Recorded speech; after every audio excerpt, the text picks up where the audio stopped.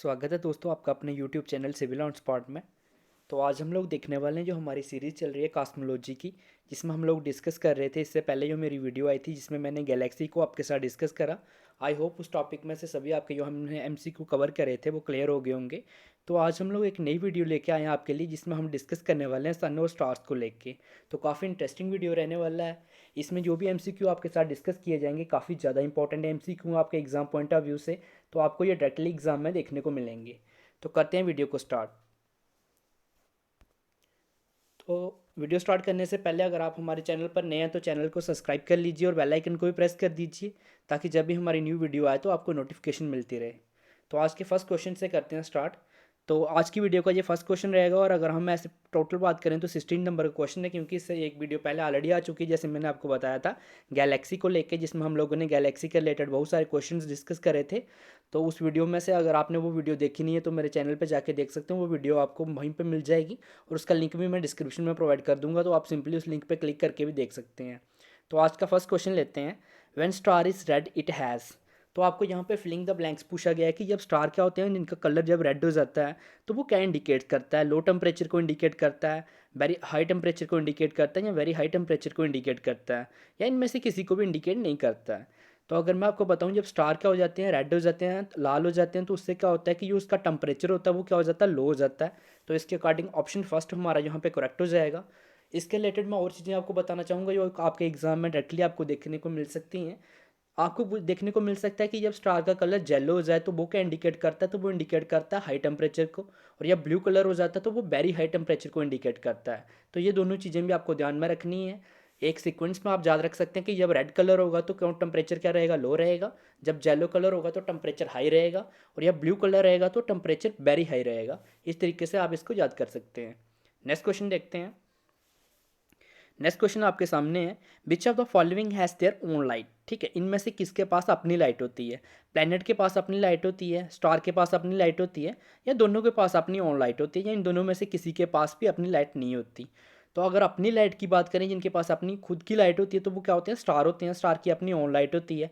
अब यहाँ पे आपके माइंड में क्वेश्चन आ रहा होगा कि स्टार के पास अपनी ओन लाइट क्यों होती है। Because of nuclear fusion. ठीक है, न्यूक्लियर फ्यूजन की वजह से इनके पास क्या होती है, अपनी ऑन लाइट होती है। बेसिकली क्या होता है कि जो हाइड्रोजन और हीलियम का जो फ्यूज़न होता है, ठीक है, न्यूक्लियर फ्यूज़न होता है, तो उसकी वजह से यहाँ पे क्या होता है, बहुत हाई टेम्परेचर होता है, उसी की वजह से इनके पास अपनी ऑन लाइट होती है। और ये क्या होती है, एक्सट्रीमली हॉट बर्निंग गैसेस होती हैं। तो इसको हम लोग प्रॉपर डिस्कस करेंगे इसके ऊपर MCQ वगैरह, जब हम लोग स्टार के बारे में प्रॉपर अगली वीडियो में हम लोग जे वाली चीज़ के ऊपर भी MCQ लेके आएंगे, तो उससे आपको प्रॉपर क्लियर हो जाएगा। MCQ के थ्रू ही हम क्लियर करवा देंगे प्रॉपर। नेक्स्ट देखते हैं। नेक्स्ट क्वेश्चन है आपके पास, what is the diameter of sun. जो सन है, सन का डायमीटर कितना होता है। तो अगर हम सन के डायमीटर की बात करें तो वो कितना होता है, 109 टाइम्स डायमीटर ऑफ अर्थ। ठीक है, 109 टाइम्स डायमीटर ऑफ अर्थ के बराबर रहता है हमारा जो सन है, ठीक है, सूरज है, उसका डायमीटर। तो ऑप्शन सेकंड यहाँ पे करेक्ट हो जाएगा। अब इसी को लेके आपके माइंड में क्वेश्चन आ रहा होगा कि डायमीटर ऑफ अर्थ कितना होता है। बाई चांस आपको पूछ लिया जाए, जैसे सन का तो आपको पता चल गया कि 109 टाइम्स डायमीटर ऑफ अर्थ होता है, तो आपको अगर सन का सीधा किलोमीटर में पूछ लिया, तो अगर आपको किलोमीटर में फाइन करना हो तो कैसे फाइन करोगे, क्योंकि आपने तो सिर्फ ये पढ़ा है कि 109 टाइम्स डायमीटर ऑफ अर्थ होता है। तो इसके लिए आपको डायमीटर ऑफ अर्थ भी पता होना जरूरी है। तो अगर डायमीटर ऑफ अर्थ की मैं बात करूँ तो कितना होता है, 12,742 किलोमीटर डायमीटर ऑफ अर्थ रहता है। और अगर आपको ये क्वेश्चन पूछ लिया जाए कि डिस्टेंस बताओ सन का अर्थ से, अगर हम अपनी धरती से सूर्य के बीच की दूरी को मापना चाहें तो वो कितनी दूरी होती है, तो 150 मिलियन किलोमीटर्स रहता है। तो आपको ये भी ध्यान में रखना है। अगर मैं मिलियन की बात करूँ तो मिलियन कितना होता है, 10 लाख होता है। तो आप देख सकते हैं कितनी दूरी है हमारी अर्थ से लेकर सन तक की। नेक्स्ट क्वेश्चन देखते हैं। नेक्स्ट क्वेश्चन है, what is the mass of sun. जो सन है उसका मास कितना होता है। तो अगर हम लोग बात करें तो सन का मास कितना होता है, यहाँ पे ऑप्शन के अकॉर्डिंग देखें तो सेकंड ऑप्शन यहाँ पे करेक्ट हो जाएगा, 3 lakh times mass of earth. ठीक है, तो बेसिकली अगर मैं इसकी बात करूं तो जो सन का मास रहता है वो कितना रहता है, 3 से लेकर 3.30 लाख तक आपको वेरिएशन रहता है, क्योंकि आपको देखने को मिलेगा डिफरेंट डिफरेंट बुक्स में से। लेकिन 3.30 जो है मोस्ट जो मानी हुई वैल्यू है। ठीक है, तो अगर हम बात करें एक्सेप्टेबल वैल्यू यही है, तो ऑप्शन के अकॉर्डिंग यहाँ पे बात करें तो 3 लाख हमारा करेक्ट रहेगा, क्योंकि बाकी ऑप्शन आप देखें तो एक क्या है, 2 लाख दिया हुआ है आपको, उसके बाद 4 लाख दिया हुआ है, 5 लाख दिया हुआ है। तो ऑप्शन के अकॉर्डिंग हमारे पास 3 लाख रहेगा, लेकिन अगर आप एग्जैक्ट बात करें तो 3.30 लाख टाइम्स ऑफ अर्थ होता है। ठीक है, तो आप देख सकते हैं कितना ज़्यादा बड़ा है सन हमारी अर्थ से, 3.30 लाख टाइम्स ऑफ अर्थ। अब यहाँ पे एक और माइंड में आपके क्वेश्चन आना चाहिए कि मास ऑफ अर्थ कितना होता है। तो अगर मैं मास ऑफ अर्थ की बात करूँ तो कितना होता है 5.98 इंटू 10⁻⁴ kg, जो हमारी अर्थ का मास है। तो ये जो क्वेश्चन मैं आपको इसके साथ में बता रहा हूँ, ये भी आपको नोट कर लेने हैं, काफ़ी इंपॉर्टेंट क्वेश्चन है आपको ज्योग्राफिया के। तो ये डायरेक्टली आपको एग्जाम में देखने को मिलेंगे, कोई भी आप एग्जाम दे लीजिए जहाँ पे ज्योग्राफिया आता है तो ये सब क्वेश्चन आपको देखने को मिलेंगे। अगर आपके पास कोई प्रीवियस ईयर वगैरह आपने लगाए हैं, कोई बुक्स वगैरह हैं, तो उनको आप रिफर करके देख सकते हैं कि ये क्वेश्चंस आए हुए हैं सारे जो मैं बोल रहा हूँ आपको, क्योंकि यही क्वेश्चंस आते हैं आपके एग्जाम में। इसके अलावा कौन से क्वेश्चन, कोई नए क्वेश्चन थोड़ी बनेंगे। नेक्स्ट क्वेश्चन देखते हैं, sun is dash of total mass of solar system.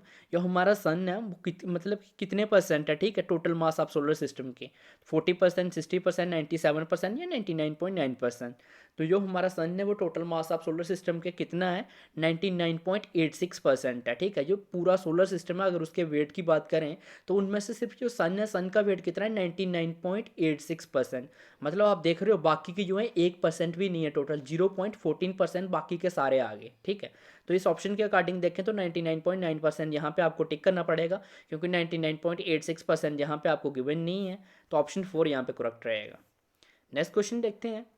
Next question है हमारे पास, which of the following is at the centre of sun. ठीक है, जो सन है हमारा, ठीक है, सूरज है, तो उसकी भी कुछ ना कुछ लेयर्स होंगी, ठीक है। ये थोड़ी है कि सीधा सूरज है, कोई ना कोई भी चीज़ बनती है तो उसकी लेयर्स होती हैं, उससे बनता है। तो सन के सेंटर में क्या है ये पूछा जा रहा है। कोर है, रेडिएटिव जोन है, कन्वेक्टिव जोन है, या फोटोस्फेयर है, ठीक है। तो अगर मैं बात करूं जो हमारा सन है तो उसके सेंटर में क्या है, कोर है। तो ऑप्शन फर्स्ट यहाँ पे करेक्ट हो जाएगा। मैं कोर की बात करूं तो कोर में क्या होता है, बेसिकली मैं आपको लेयर्स बता देता हूँ, सारी काफ़ी इंपॉर्टेंट हैं जी। तो अगर मैं कोर की बात करूं तो यहाँ पे क्या होता है, जो सोलर एनर्जी प्रोड्यूस होती है ना सन में, तो वो कहाँ पे प्रोड्यूस होती है, कोर में प्रोड्यूस होती है। अब क्यों प्रोड्यूस होती है, ये इंपॉर्टेंट चीज़ है।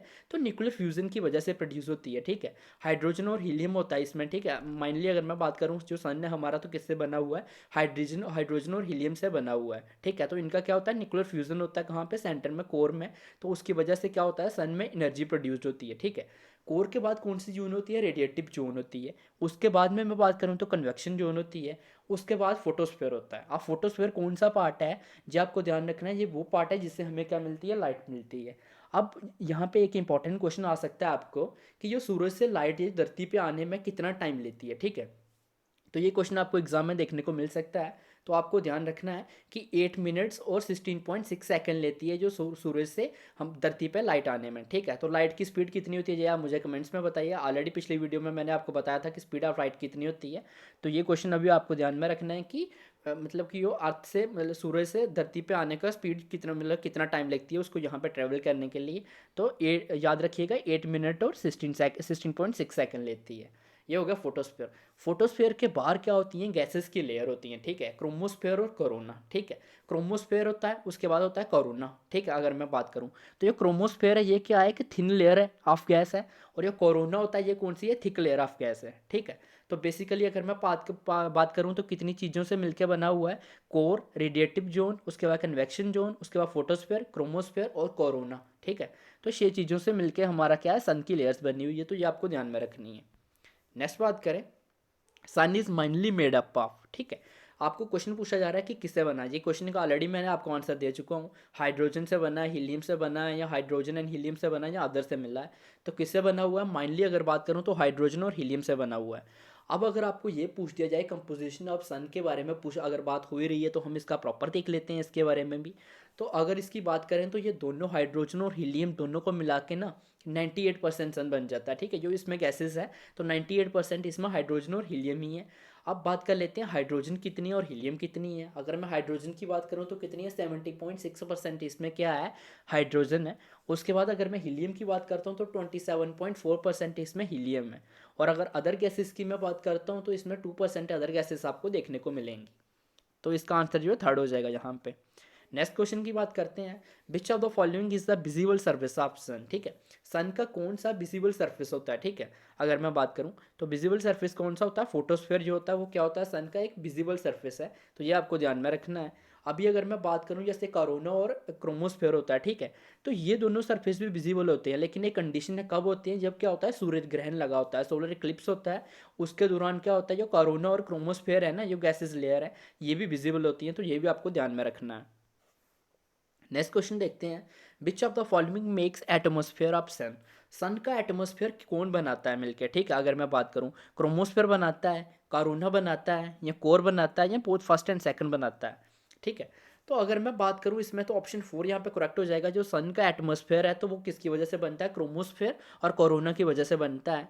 तो ऑप्शन 4 यहाँ पे करेक्ट हो जाएगा, इन दोनों की वजह से होता है। नेक्स्ट क्वेश्चन देखते हैं।